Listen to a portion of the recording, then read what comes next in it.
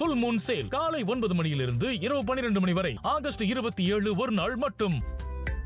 Mobile phones மேலேயும் photo எடுக்கிறதுலையும் reels எடுக்கிறதுலையும் video எடுக்கிறதுலையும் இருக்கக்கூடாது அப்படின்ற ஒரு ரீசனுக்காக மொபைல் ஃபோன்ஸை நம்ம ஸ்டாப் பண்ணோம். சர்வரில் தரிசனம் பண்ணுறதை எதிர நிற்கிந்து ஃபோட்டோ எடுக்கக்கூடிய அளவுக்கு என் கூடயே வந்திருக்கிறாங்க. எனக்கு மெயினாக இந்த ஆய்வு எதற்காக அப்படின்னா, தொடர்ந்து திருவண்ணாமலையில் இருக்கக்கூடிய மிகப்பெரிய பிரச்சனை வந்து crowd management, queue management. So public உள்ளே வந்தாங்கன்னா அவங்களுக்கு உள்ளே வந்து சாமி தரிசனம் பண்ணிட்டு திரும்ப வெளியில் போகக்கூடிய நேரம் வந்து ரொம்ப அதிகமாக இருக்குது. குறிப்பாக வார இறுதி நாட்கள் சனி ஞாயிறுகளில் வந்து பார்த்தீங்கன்னா கோயிலுடைய கெப்பாசிட்டியை விட மிக அதிகமான கூட்டம் வந்து இங்கே கோயிலுக்கு வந்துகிட்டு இருக்கிறாங்க. அப்போ அந்த கியூவை வந்து எப்படி மேனேஜ் பண்ணலாம், எப்படி வந்து விரைவாக அவங்க தரிசனம் பார்த்துட்டு வெளியில் வருவதற்கான ஒர்க்ஸ் எல்லாம் பண்ணலான்றதை இன்றைக்கி வந்து மாவட்ட ஆட்சியர் அவர்களோட சேர்ந்தோம், காவல்துறை அதிகாரிகள், கோயிலுடைய அலுவலர்கள், இவங்க எல்லாரும் கூட சேர்ந்து இன்னைக்கு நம்ம ஆலோசனை பண்ணியிருக்கோம். உள்ளூர் பக்தர்கள் தரிசனம் செய்வதற்கான வழிவகைகள் எல்லா வழிவகைக்கும் சேர்த்து தான் இன்னைக்கு நாங்கள் மீட்டிங் போட்டிருக்கிறோம். ஒன்ஸ் அந்த கியூ லைன் மேனேஜ்மெண்ட் எல்லாமே ஃப்ரீஸ் பண்ணிட்டு டெக்னிக்கலாக எப்படி பண்ணலான்றதை ஃப்ரீஸ் பண்ணிட்டு அதற்கான முடிவுகள் எடுப்போம். உள்ளூர் பக்தர்களுக்கு தனி கியூ வரிசை உண்டா? அதுதான் சொல்றதை உள்வாங்கிக்கங்க. இன்னைக்கு தான் மீட்டிங் போட்டிருக்கிறோம். ஃபர்ஸ்ட் எப்படி அலோவ் பண்ணலான்றதை பற்றி டிஸ்கஸ் பண்ணியிருக்கிறோம். டெக்னிக்கலாக எதெல்லாம் பாசிபிள்ன்றதை முதல்ல பார்க்கணும். கியூ லைன்ஸ் எப்படி ஆல்டர் பண்ணலான்றதை பார்க்கணும். ஸோ கியூ லைன் எப்படி ஆல்டர் பண்ண முடியும் இந்த சென்ஸ் வந்து நம்ம ஆல்ரெடி பார்த்தீங்கன்னா ஃப்ரீ தர்ஷன் இருக்கிறாங்க, 50 rupees கியூவில் இருக்கிறாங்க. அது தவிர வந்து நம்ம பார்த்தீங்கன்னா மாற்றுத்திறனாளிகளுக்கு, அதே போல் 65 வயதுக்கு மேற்பட்ட சீனியர் சிட்டிசன்ஸ்க்கு, ப்ரெக்னென்ட் உமன்ஸ்க்கு, இவங்களுக்கெல்லாம் வந்து நம்ம எப்படி அலோவ் பண்ண முடியும், இது போன்ற பல விஷயங்களை இன்றைக்கி நம்ம ஆய்வு பண்ணியிருக்கோம். அப்போ இந்த கியூ மேனேஜ்மெண்ட் சிஸ்டம் வந்து இன்னும் கொஞ்சம் டெக்னிக்கல் பர்சன்ஸ் வச்சு ஆய்வு பண்ணிட்டு அதற்கான முடிவுகள் எல்லாமே எடுக்கப்படும். இப்போ பத்திரிகையாளர்கள் முதல் கொண்டு எல்லாருமே 3/4 பேர் செல்போன் தான் பயன்படுத்துவோம்.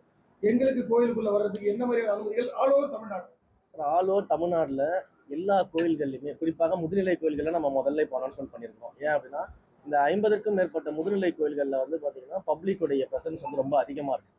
நிறைய பப்ளிக் அந்த கோயில்களை நோக்கி தான் வர்றாங்க. மற்ற கோயில்களில் ஓரளவுக்கு மேனேஜபிளான க்ரௌட்ஸ் இருக்குது. பட் இந்த முதுநிலை கோயில்களில் தான் இந்த க்ரௌட் மேனேஜ்மெண்ட் இஷ்யூஸ் நமக்கு இருக்குது.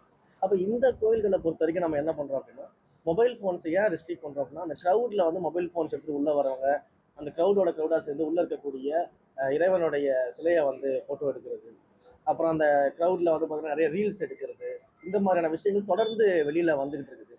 அதே போல் வந்து பார்த்தீங்கன்னா விவிஐபிஸும் இந்த முதுநிலை கோயில்களுக்கு நிறைய விரும்பி வராங்க.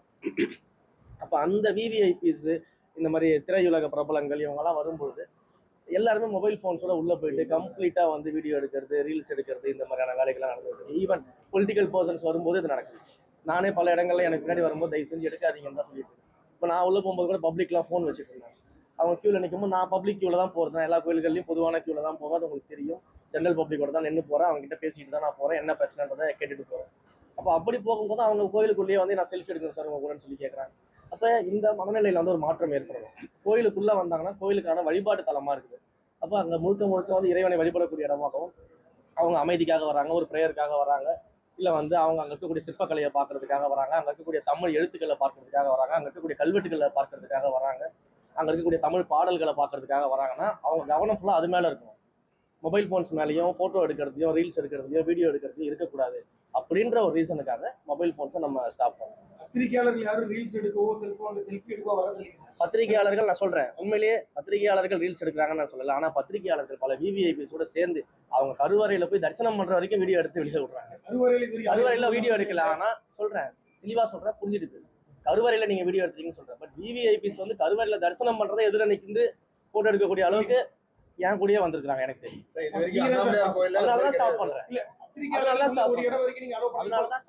என்னன்னா ஒரு கோபுரம் வரைக்கும் நீங்க வந்தீங்க, அலோவ் பண்ணணும். அதற்கு மேல வேண்டாம், உள்ளுக்குள்ள வந்து கியூ லைன்லயும் உள்ளே போக வேண்டாம்ன்றதான் என்னுடைய கோரிக்கை தான். ஃபுல் மூன் சேல் காலை 9 மணியிலிருந்து இரவு 12 மணி வரை ஆகஸ்ட் 27 ஒரு நாள் மட்டும்.